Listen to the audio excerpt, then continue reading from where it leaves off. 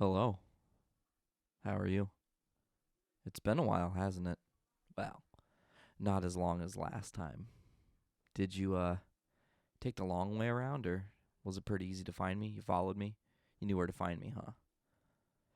For those of you who are my listening audience, thank you for joining me again for episode 3 of Journey into Comics with your host, Nate Phillips. If you are new to Journey into Comics, my name is Nate Phillips, and this is Journey into Comics. Sorry, I had to say it a couple more times than I was expecting. So to kick things off today, let's go right to the ditty. And I'm just going to tell you, if you have not watched The Amazing Spider-Man 2, you're going to want to skip a lot of this. Um, it's going to be the better half of my podcast. Might even be 2 podcasts coming out of this session. So I wanted to get down to some things. What's happening? What's going on? First and foremost, when you go to movie theaters, you pay an outrageous amount. I mean, 2 people going to a movie now. Well, 2 people going to an IMAX 3D movie now, because that's an amazing way to see a film. Costs $30. That's ridiculous. $30. 30. I mean, back in the day, you could get a floppy disk drive added to your computer for $30. $30. So you go in, and they've got all their snacks and all that stuff. And you don't buy, usually, because it's all overpriced. But we may have found a little bit of a loophole. And here's what it is. If you're not a douchebag and you're not a bad person, guess what they're going to do for you? They're going to be nice. And nice is the first thing you should be concerned with. Now, sometimes nice also translates to cheaper or discount. If everybody on Earth was nice to each other, things would be a heck of a lot different. I know, well, I'm not going to get into my job right now. Probably not ever. We're not going there. But, so anyways, go to the movie theater, you spend 30 bones, you maybe pay 10 or 15 bucks for popcorn and a drink and some snacks. You got to sit there and you wait anxiously. You're at the theater, and you're sitting in your seat, and then there's that theater funk, the theater smell, and there's always some weird guy in the movie theaters, He's got to be obnoxious and talking, and it wasn't me. The only thing I was doing while we were waiting for the previews, because the trailers are obviously the really why we're all there. You mean to go see the movie you're going to go see. You knew you were going to see it. The trailers are to give you an idea of what you don't know is out there that you might want to see, right? So we're sitting there waiting, and they play stuff, and here's a strange little piece of information. I used to be an Xbox fanboy, and I was so against Sony. And then the Xbox One happened, and I pretty much threw that out the window because PlayStation 4 is the superior system. Superior. Spider-Man. Yeah, it all kind of ties in, huh? So anyways, we get into the theater. We sit down at our seats. There's a douchey guy, and he's talking, oh, I'm so excited. We're going to get to see some trailer for some Xbox One game. And I just very loud and honestly, I'm like, man, Xbox One sucks. PlayStation's 10 times better. And I'm not there to pick a fight. I'm not there to egg anybody on. I'm just stating my opinion aloud because he is. Why can't I just go into a room and be like, man, I freaking love nachos. They're the best thing on earth. And if you don't like nachos, get out of my room. But you're in a store, sir. I don't care where I'm at. I like nachos. You don't like nachos, leave. I like cookies. You don't like cookies, leave. If I like Chips Ahoy or Oreo, that's hard to say. Chips Ahoy cookies or Oreos, and you also like Chips Ahoy cookies and or Oreos, we can be friends. That's excellent. So anyways, that was my little thing about just kind of being obnoxious back at the guy. So we're sitting there, and the trailers start. And of course, there's some pretty standard trailers. We got to see the Days of Future Past trailer, which let me say that it's only 20 some days away, and honestly, I am excited for Days of Future Past, but the more footage I have seen, the less excited I've become. I think first and foremost in that movie, the costume design is horrendous. Horrendous. Man, I'm sorry, Fox, but you're screwing up for everything because you aren't keeping true to the costumes. If Spidey can wear that suit that Spider-Man wears, why can't Wolverine look more like Wolverine? Hmm?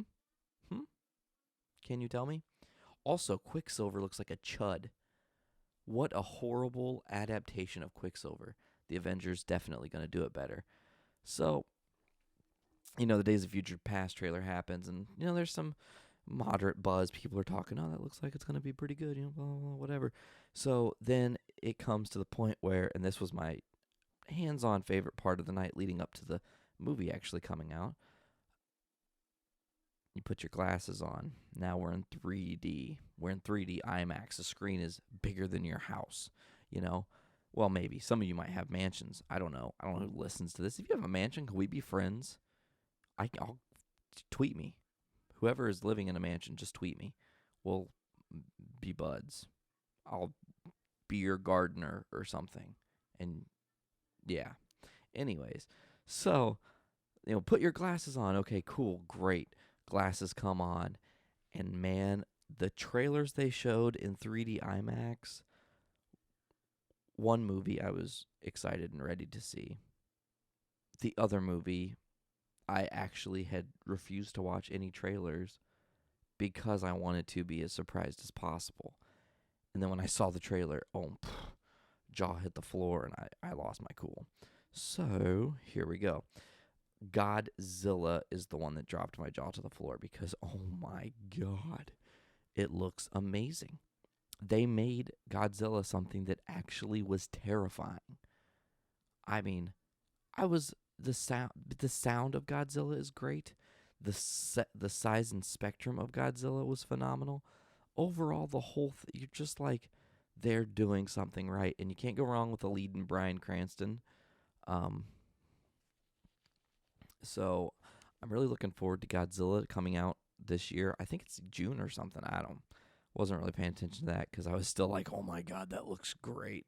But as soon as that trailer was done, the entire audience erupted in a round of applause. Large round of applause in a theater that probably had a good 200 people in it, I'd say. 150, somewhere around there. So then the last trailer before the movie, at least for us, was Guardians of the Galaxy. And, okay, first of all, I love Guardians of the Galaxy. I love reading Guardians of the Galaxy. It's a great comic. My thing is that I saw the trailer when it first came out, and I was so excited then that I was like, I don't care what footage they show me now. Like, I'm hooked. But, in a weird turn of events, seeing the same exact trailer in 3D was hands down the coolest experience ever in a movie theater. That movie is a movie that is built on how cool it's going to be in 3D. I'm going to say, honestly, when 3D movies first came out, I wasn't a huge fan. I saw Avatar in 3D, and as good as Avatar was, and some of you may hate me for saying that, the 3D hurt my head. It made me really dizzy. So, all the trailers happen, and there was one trailer missing. Oh, there was one trailer that was in there that I'm sorry, but it sucks. Transformers Age of Extinction will be a blockbuster hit according to every idiot that goes and sees it. Sorry. I'm not trying to offend anyone, but seriously, it looks like garbage. Just because you cast Mark Wahlberg doesn't mean the movie's going to be good. He's a great actor. But that storyline just looks boring and rehashed, and I'm sick of it. I'm just over it, Like, Michael Bay, you ruined Transformers. Michael Bay, speaking of Michael Bay, that was a great segue. The Teenage Mutant Ninja Turtles movie that is coming out. I was kind of excited when I saw the first trailer. And then one guy online spoiled it for me. He said, I like the idea of these turtles being more realistic, whatever that means. And I like the idea of everything being a little bit different than the comics. But the turtles look like a giant Shrek in the face. Not just because they're giant and green. I mean their facial structure looks like Shrek. As in their facial structure looks like Michael Myers. Officially not a fan. The best part of that movie is going to be, and this is going to piss some people off too, I think it's going to be Megan Fox, April O'Neil. She looks like she's going to play the part just fine. Shredder looks pretty cool. Excited to see that, but it's Michael Bay. I just don't trust it, I don't like the look of the turtles. Maybe another trailer will hook me a little bit more, but who knows. So let's get into, this is going to be the part where I'm going to tell you right now, in the present, from the future, how much time you need to fast forward to. So, future me, please take over. Thank you, future me, for that information. So I'm going to go ahead and jump right into it right now. We are going to talk about The Amazing Spider-Man 2 today and my review.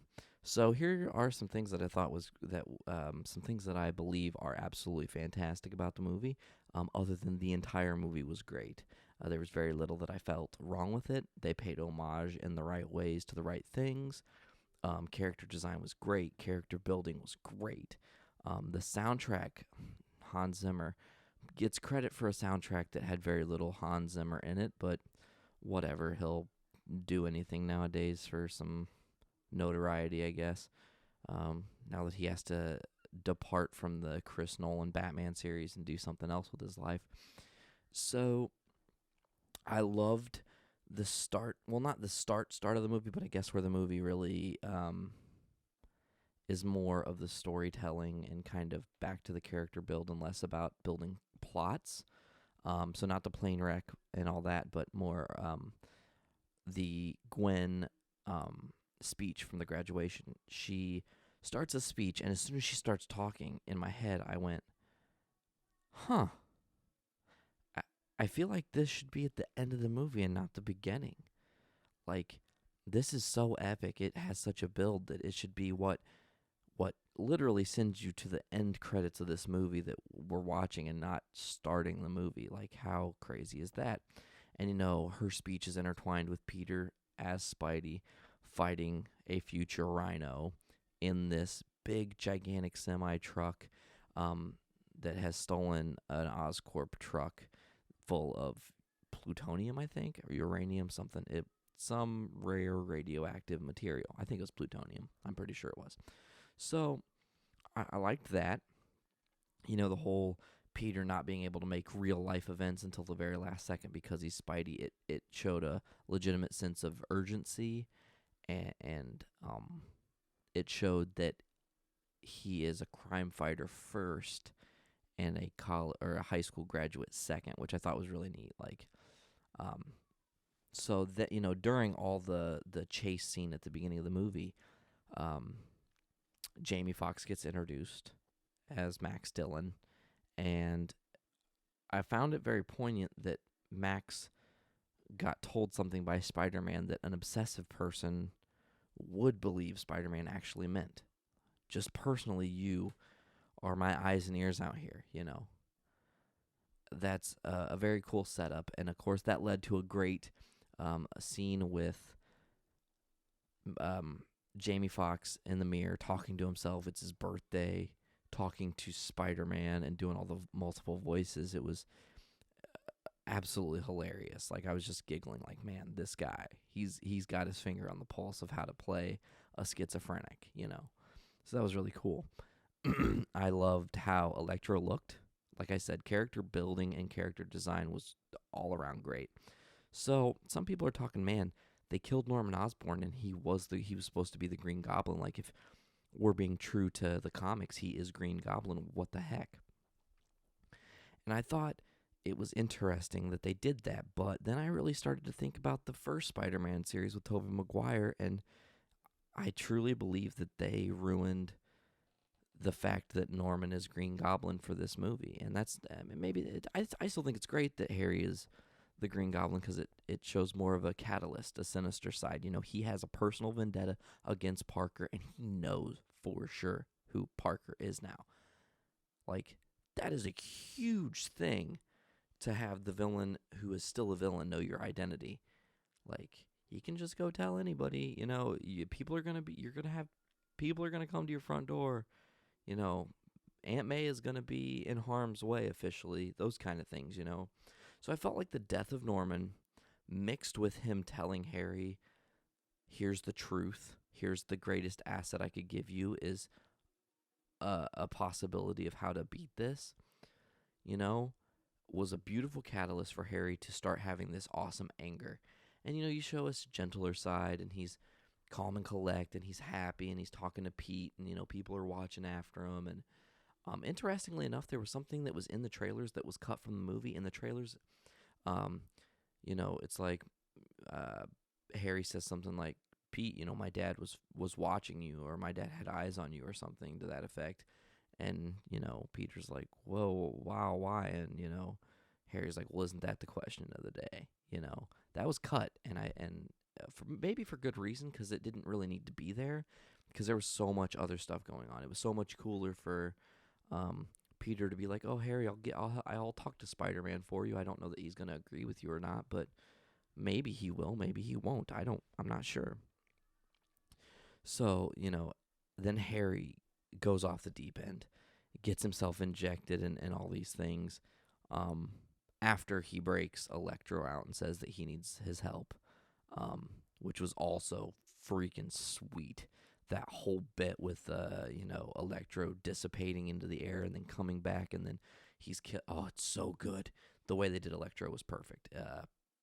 Actually, exceeded expectations for what I thought they were going to do with Electro, because you think Electro when you think back to Amazing Spider-Man number 9, that's his first appearance, and you think of the green suit with the yellow lightning bolts coming off the side of his face and up in the center of his eyeballs, and it's just goofy. And they took the character designs from the Ultimate Universe of Spider-Man, mixed with some modern, pizzazz, I guess, and just made a really great villain. And Harry and Electro teaming up was like, hey, Max Dillon, I need you. So it's like the good guy, Max Dillon, got told that by Spider-Man. The bad guy, Electro, got told that by Harry. So he knew he was susceptible to that and fell into the trap, and attacked Spidey, and made for a great sequence. I thought the look of Harry Osborn as Green Goblin was very dead on, and I love the younger choice for this cast because you can grow. They could do 7. I mean, I would love if they did 7 or 8 Amazing Spider-Mans in a row, seriously, because you could do so much. There's so much of the universe you could do, and if you kept it fresh and interesting and go beyond a trilogy, it would be just the bomb. So let's get to the final battle and some other stuff that happens. So we go to the final battle. Electro's got the power to New York. Spidey's going to take him out. Spidey's fighting him, and things are going decent. And then Gwen shows up and hits Electro, and this whole, oh, well, I can help you. I know the grids. And this is maybe the one small part of the movie I didn't quite like. So Spidey's fighting him, and he's building this web to create electricity to reverse the polarity on Electro. And as he's doing that, he says, when I tell you, Gwen, flip the switch no matter what. He is a good 200 meters away, and she is in a building with a large glass window. There is no way in hell she heard him yelling, unless somebody can confirm that spiders yell louder than any other creature, which I don't think is a superpower. If it is, though, man, barking spiders are even more terrifying now, huh? So, to do the final battle, well, the quote-unquote final battle, and Electro is defeated, and this is the thing that I didn't really like, that they got rid of him. They, as far as I understand, killed him off. I mean, unless they're going to have some kind of electricity thing, I think Jamie Foxx could have come back and done at least 1 or 2 more minor cameos, even if it was just him in a jail cell or him doing, one of these things. It would have been really cool to see him still be alive in the Spideyverse, as they're calling it. So he beats Electro. Here comes Harry as Green Goblin, which looked awesome. He's got the pumpkin bombs, which they don't officially call pumpkin bombs. And he takes Gwen. And as soon as he took Gwen, I went, oh, I don't know how to react to this. Like, I know what's coming. They're going to do it a little bit differently, but this is where they kill Gwen Stacy. And in my heart, I was like, man, I like Emma Stone a lot. And she's great. And they're going to kill her, and I don't know how I feel about this. And it was sad and epic, and the whole thing was well done. And Spidey's webbing, quote-unquote saving her, but it snaps her neck. There was a very small piece of imagery during the movie that it broke my heart, honestly. And it was Spidey, he shoots his web towards her, and it's going in slow motion towards her, and you see the web become a hand and reach out to her. And I just thought, oh man, that's just like such an emotional thing. Like, these people, they were showing how much they loved each other mere minutes ago. And here's the end, unexpectedly. And what I really took away from that part of the movie, beyond what I believe in every day, that life is very short and you have to cherish it, is that life is very short and you have to cherish it because you just never know. You never, ever know, and that's the scariest thing. So just love your loved ones, even if they hate you. And even if you don't necessarily show it, try your best. And if you don't talk to people that, are a part of your family, you have family. I mean, everybody has some kind of family, whether it's a friend you work with that you've been close to that you confide with, whether it's a significant other, whether it's, shout out, my Ellis fam, whether it's, a multitude of people. It could be a stranger on the street that you cheer up who becomes your best friend. You never know in this world, So Gwen Stacy's death, they do the funeral scene. They do the Parker no longer being Spider-Man quickly. It wasn't stupid and drawn out like Spider-Man, was that 2 or 3? I think it was, it might have been, whatever, the crappy first 3. One of those did the whole he's Spider-Man no more, And then they go back to Ravencroft, and the finale of the movie is the setting up of the Sinister Six. If you don't know what the Sinister Six is, they first appeared in the Amazing Spider-Man Annual #1 that came out in 1964. I do believe July or August. I'll have to check that, but it was somewhere around there. It might even have been April. It was one of the months in 1964. There you go. I got a 1 in 12 shot, right? So they, Harry says, I only need a small handful of guys, manageable. And then it cuts to the credits. If you're watching the credits closely, here's what you saw. You saw some of the rockets from the Green Goblin's glider, the wings for the Vulture, the tentacles, whatever that noise was, of Doc Ock. You saw the nose or horn of Rhino. You saw the pennant symbol of Kraven the Hunter, which is awesome. Excited that Kraven's going to be coming to the big screen in the Sinister Six. And then here's the final one, because the Sinister Five we know, but the sixth one is a big mystery. And that's the funny part. It's either Mysterio, which is a great choice. I would love to see Mysterio on the big screen. He's my all-time favorite. Amazing Spider-Man 13. Own it. Love it. Excited. It was one of the best original old-school Spidey books ever written for such an iconic villain. So it's either him or it's Chameleon. Now, my thing is, Chameleon is a good character in theory, but he's just a Spider-Man's version of Mystique, which takes away from his awesomeness, I guess, Like, I know he dresses in a suit, he wears a mask, blah, blah, blah, blah, blah, but I think Mysterio's a cooler villain because of the tricks and the imagery and how he looks with the fishbowl head, and it's dark and evil looking, Chameleon's just, like I said, just like Mystique. So, I really honestly think, man, like I'd give Spidey the Amazing Spider-Man 2 like a 4.5 easy. 4.5 stars out of 5. Some of you might disagree with me, and that's okay. Everybody's entitled to an opinion, and you might think that Spider-Man sucks. Um, Whatever. I ran into a dude who thought that Batman was the worst hero of all time, and I was like, dude, superheroes are not defined just by their superpower or their costume, right? What makes a great superhero is a great supervillain or rogue gallery of supervillains. And in the entire universe of comics, I'd say the top two superheroes with great rogue gallery of villains are Spidey and Batman, hands down. Batman has so many amazing villains. Spidey has so many amazing villains. Polar opposites, great idealism, great imagery, awesome. I would also say that Rick Grimes is the baddest realist MFer ever, because he has had some of the greatest villains to face ever, from the Governor, Negan, the cannibals. I mean, everything Rick has gone through has been stellar. So I'm about to get to some fan questions now that I've reviewed The Amazing Spider-Man number dos. I am deep into this podcast now, and I might make it a two-parter, or I might just make you sit through it. So I need to actually remember future me from the past. Well, that's me now.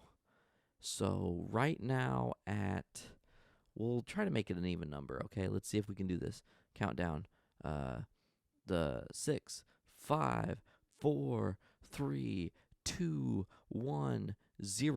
Just so you know, I stopped that at exactly 27 minutes and 0 seconds, went back to the past, which you've already heard in the future, and told everybody to fast forward to now. So if you're fast forwarding to now, welcome to my podcast. We just talked about The Amazing Spider-Man 2. You missed all the cool stuff that happens in that movie. Hurry up and see it so you can listen to my podcast. I'm not joking around. I am joking, though. I'm sorry. Oh, man. So now I'm going to take some fan questions through Facebook or Twitter or Instagram, wherever they've come from. So I've got a little list here written out. Let's see. Let's try to get through these in a manner, in a few seconds, in a reasonable amount of time, if you will, being prim and proper. So here's a fan question for you. Nate, when will Trailer Park Boys 3 come to the United States?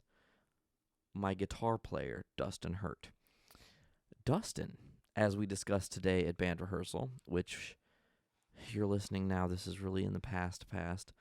Sunday the 4th, may the 4th be with you. That's when I'm recording this. We talked about this, that there is no date. There is no clue on when that's coming out. And we're just going to have to wait and see, man. Happens.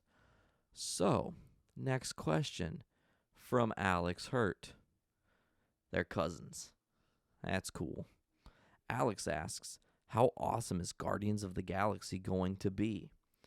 Alex, I already told you that when I discussed how cool that trailer was in IMAX 3D. I think the movie's going to be phenomenal. I cannot wait to hear what Bradley Cooper sounds like as Rocket Raccoon. And if he doesn't say Blammo murdered ya, I'll walk out of that theater, swear to God. Because that is one of the most iconic Rocket Raccoon lines. Blammo murdered ya. Love it. Just love it, love it, love it. Eat it up, eat it up, eat it up. But I think Chris Pratt as Star-Lord, great. Zoe Saldana, great as Gamora. It's just, the cast is great. And I can even say that Vin Diesel as a giant tree named Groot, who can only say, I am Groot and laugh, is an amazing pick for the voice. He said in an interview he didn't know how many different ways he could say I am Groot with different inflections in his voice to show all kinds of emotions, happies, sads, angries, scareds, means, mads, all those things. So I think it's going to be phenomenal, Alex, and I hope that I answered your question. Brandon on Facebook, my former guitar player, thanks, buddy. Thanks for supporting me. Love you. You're the best. Miss you. Come around sometime. I know you work like crazy. I do too. So He asks in All Out War, did I believe that Rick made a great decision at the end of All Out War, or is that decision, no pun intended, going to come back to bite him? And here's what I believe. I think Rick slashing Negan's throat was absolutely amazing. I also believe that keeping him alive was even better. Because here's what they did. They made it to where right now Negan's under Rick's thumb. Negan has to abide by Rick's rules. But at some point, Negan could break free, gain just enough trust for Rick and break free, kill off another main character like he... Oh, spoilers. If you haven't read The Walking Dead, stop. Okay. So, if he escapes, he can kill someone like Carl. Or maybe he'll kill Maggie like he did Glenn. Huh? What would you think about that? That would be interesting, but I think that Rick is trying to build a better society, and I know that Robert Kirkman has said that issue 127, I do believe, is going to be a double-sized issue, and that we're going to be meeting possibly a new villain right away, like no time wasted, just right into the next baddie, because Negan is subdued. So I think that Carl's right. Everything bad that was done to the group, that was done because of Negan, there should have been some sort of, reconciliation other than making him rot in a jail cell under surveillance. Because someone could break him out, something could happen. This is something that they aren't thinking about. What would happen if, and this wouldn't happen because Kirkman has too much money and he's making too much money on The Walking Dead, but what would happen if, what if the whole group died and Negan's just in a jail cell? That is the worst fate ever. He'll starve to death, then reanimate, and just sit there alive and starving, dead. That is a bad, awful way to be, Hold on. And I'm back. Sorry, I had to go to the past again and let the people know not to necessarily listen to that one part that I was talking about, if you know what I'm saying. So here is one of my final questions from the interwebs. Alex had another question that I found very interesting. He asks, what do I think of the possibility of a Gary Busey or Mark Hamill playing an older Joker in Batman vs. Superman or in the Justice League movie? And Gary Busey, I don't think would be good. I think that Mark Hamill could be good because of how great he sounds, but if you look at him, he wouldn't look great as the Joker, facially speaking. I do believe that I compiled a little list here. One of my front runners is Crispin Glover, who played the dad, George McFly, in Back to the Future. I feel Crispin Glover is at the right age. I think he's got the right look, and I think he could be insane, which is cool. I think he is eclectic and strange enough that he could pull off a Joker role and not go insane like, we know how that ended. Anyways, what about John Gordon-Levitt now, or Joseph Gordon-Levitt? Now, I know, everybody's like, oh, but he played that wannabe Robin character in The Dark Knight Rises, or, whatever. Anyways, so that movie sucked. We all know it. We all admit it. Bane looked awful. It was just bad. I'm sorry. Rick, if you're listening, dude, I know you like Tom Hardy, and it's great. I just felt that movie was awful and not true to the comic at all.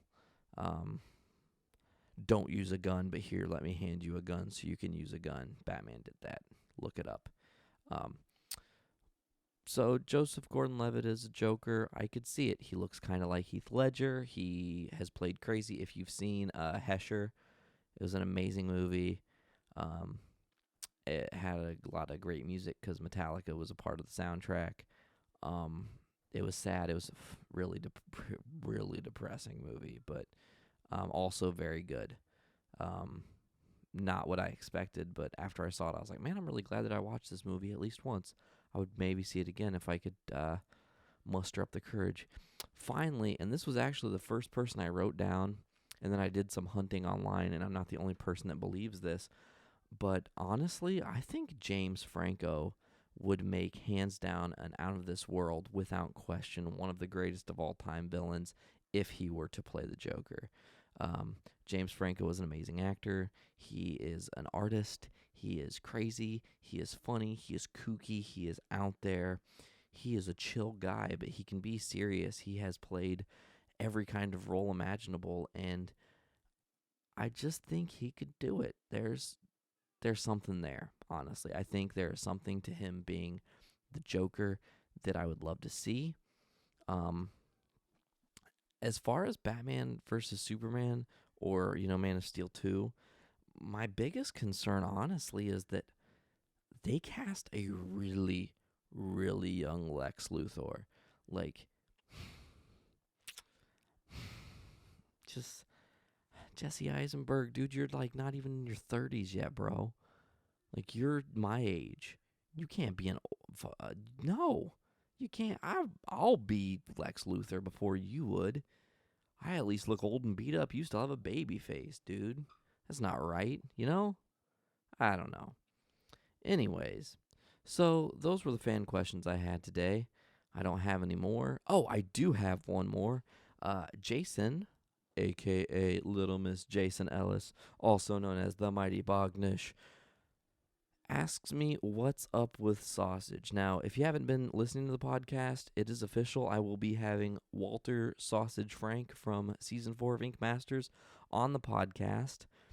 And actually, we might get a 2-for-1 because it's possible that tomorrow he will be Skyping in with me and doing said podcast. So, if that is the case, I'll make sure to tweet about it. I'll make sure he tweets about it. You guys will know when he's going to be on the show. He's not ignoring me. We were in conversation today. Talked about a number of things, anywhere between talking about my sleeve that I want to have done, and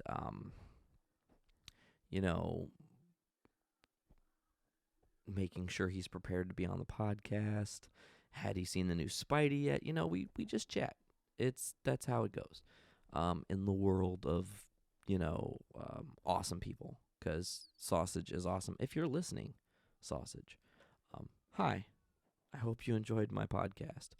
I hope you didn't listen to this podcast because you just told me today that you hadn't seen Amazing Spider-Man. Oh, I was gonna tweet him and be like, hey, you should totally listen to this week's episode because I name dropped you, or whatever you want to call that. But no, boring. I have to wait. I'll let everyone know when he's gonna be on the show, and you guys will see it. I'm not gonna be shy about it. The thing is to get other people to listen, and that's kind of how I wanted to end today's podcast. I realized I had a lot of people listen to my first one after people listened to the second one, but not as many people have heard the second one as the first one.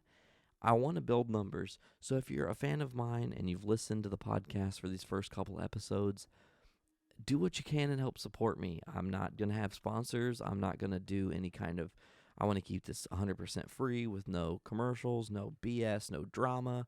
I want it to be fun and relaxed.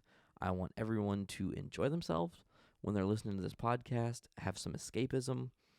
And as always, once you've listened to the podcast, do not be afraid to review me.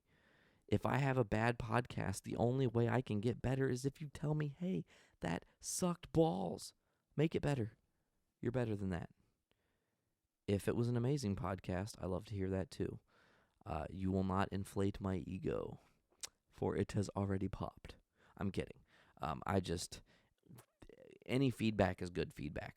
There, I'll put it like that. But also, any kind of exposure is good exposure. So if somebody hasn't heard me before and you think that they're into it, or they like comic books, or they like movies, or anything in general that you've heard me talk about, turn them on to my podcast.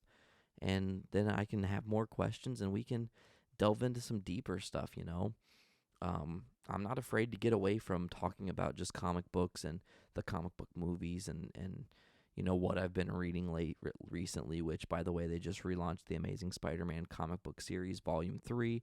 The first issue was great. It was a good welcome back to Spidey, and I felt really good reading it. So, yeah. Also, I will say, speaking of comics, as I wrap this up, next time, which I was going to say next week, but there's no guarantee that next week will be when the next episode airs, pending on what happens between Sausage and I. So I will say this: the next time you hear me, Sausage will be on the podcast. I will officially announce that one way or another whenever that episode comes out, whether it's the June issue or it's the second part of May sometime that I release that.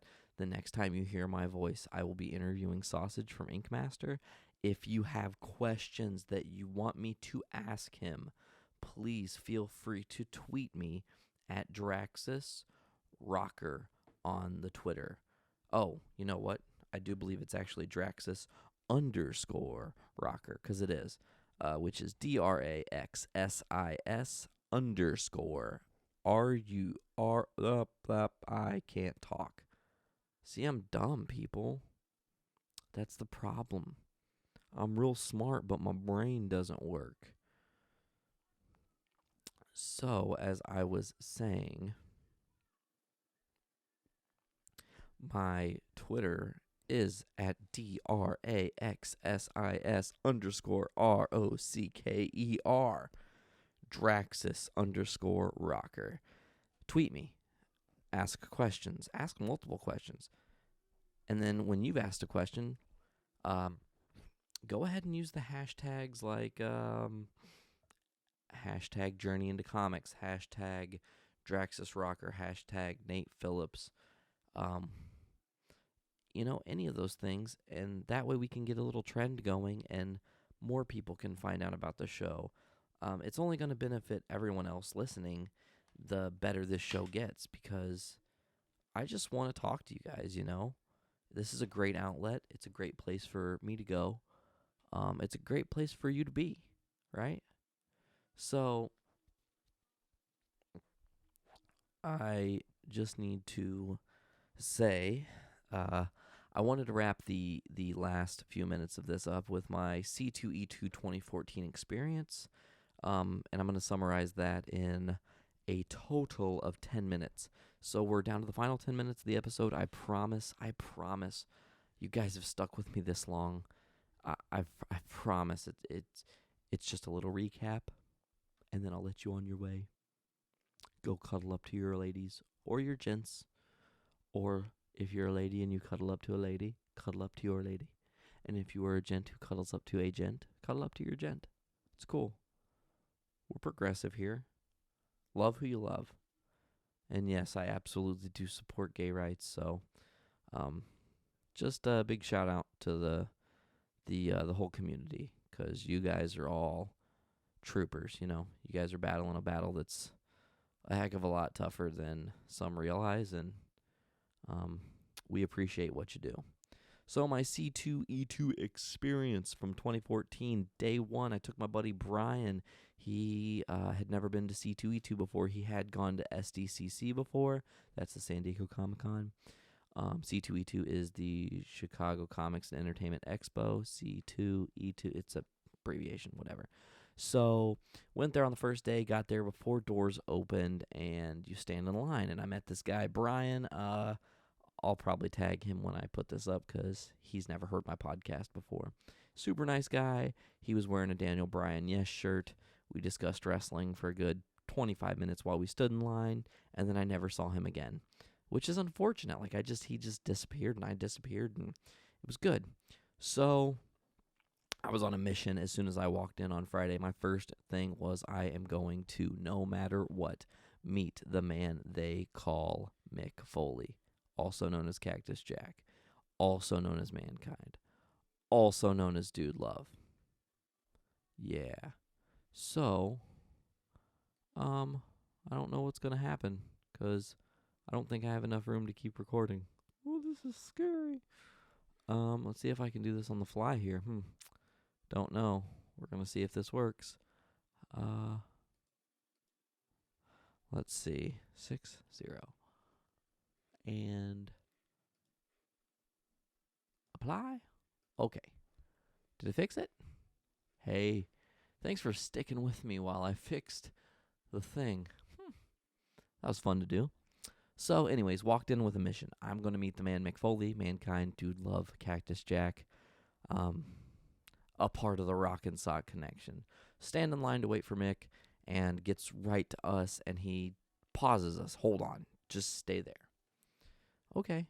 You're Mick Foley. If you tell me to, I'm going to listen. You can beat my head in and not think twice about it, and even if I did hurt you, you would laugh and walk it off. So he says, I need to send a tweet. He spent the next 5 to 10 minutes sending a tweet.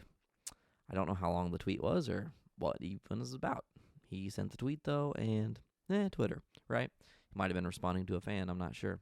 So I finally get to meet Mick, and I said, I don't know how to say this, but congratulations or happy anniversary on the 20th anniversary year of your the loss of your ear.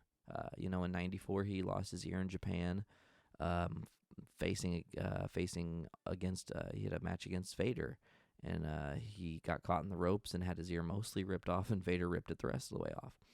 So, yeah, that happened. And he said, actually, we're calling it the 20th anniversary.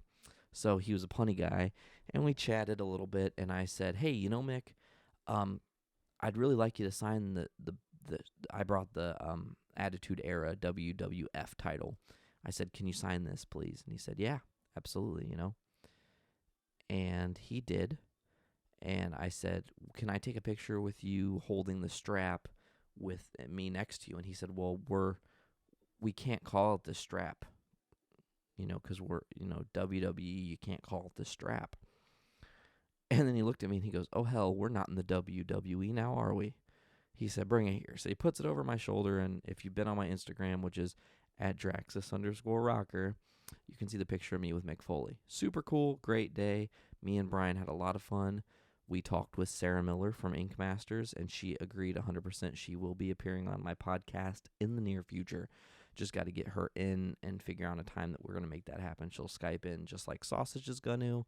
She'll probably just be talking more about comic books and her favorites, less than, Sausage. We're going to talk a little bit more about Ink Master because he's in the season right now that's on television. So, Brian, I want to say it was awesome to hang out with you.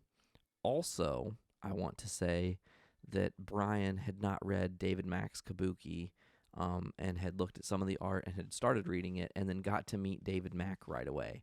And David Mack, if you don't know, is a life-changing artist. He's one of the best in the game. He is 10 steps ahead of everyone else. He's the most innovative and creative artist that is out there in the comic book world, hands down. So, David Mack, I also told you that if you would like to be on this podcast, that you are more than welcome to appear via Skype as well. So, right now I'm going to go ahead and announce it. It's very possible I will have David Mack on Journey into Comics at some point, and we'll chit-chat a little bit and talk about the 20th anniversary of Kabuki and talk about some of his other projects, Daredevil End of Days, and all things comics, because he's a very intelligent and nice guy. Stand-up dude, one of the best in the game. Saturday was a little different. Me and Sarah went. We were kind of more on mission that day. We had some people to see. We had to go to the 44 Flood booth. If you don't know who 44 Flood are, they are some of the most innovative artists in the game today as well. And they're not directly affiliated with David Mack, but you can tell that they definitely have inspiration from his work in certain aspects. But 44 Flood with Menton III, Ben Templesmith, David Stupakis, and other amazing artists are all a part of 44 Flood. Hung out with them for a little bit. They did some very special sketches for us that you can see on the @thewoodswoman account on Instagram. That's Miss Sarah's account. Follow her, dude. She's awesome. Seriously. Like, top notch, one of the coolest people I know. And she's a musician and paints and stuff, so that's even better. So we had a mission. We did a bunch of running around on Saturday. It was very busy. Left there, went to her sister's comedy show, Farce Time Continuum. Sandy, you killed it. It was awesome. It's a very limited show that's only running every Saturday until May 17th, so only 2 dates left. Most likely none of you are going to see it because you're all around the world. So we get to Sunday, and Sunday was like, man, we're just exhausted and beat. And of course, Sunday they didn't have the proper parking. So we had to park a mile and a half away in the cold, walk all the way into McCormick Place, then spend all day in there doing whatever we did, left there. And I tell you what, man, C2E2 this year was stellar. I made it through the 3 days. My legs hurt. I was exhausted. If you can go to a Comic-Con in your area and you've never been before, it is truly an experience. Here are a couple things I'm going to tell you. Have money. Bring money, but have patience. You have patience, you're going to find things you really, truly want, and you're going to spend your money on things that are great. Got a custom piece done by Sarah Miller from Ink Master. And yes, I have her cell phone number. Be jealous. So yeah, it's Comic-Con is just a different world, man. You're right there with the people that are drawing and doing their art, and it's no BS, man. You can ask them anything right there in the flesh. So that officially concludes the longest episode that I've ever done of Journey into Comics. I want to thank everybody for listening. Thanks everyone for sticking with me for 52 minutes. That's almost a whole entire hour you wasted on little old me. Again, make sure to let your friends and family know. Everybody take care of yourselves and each other, and later.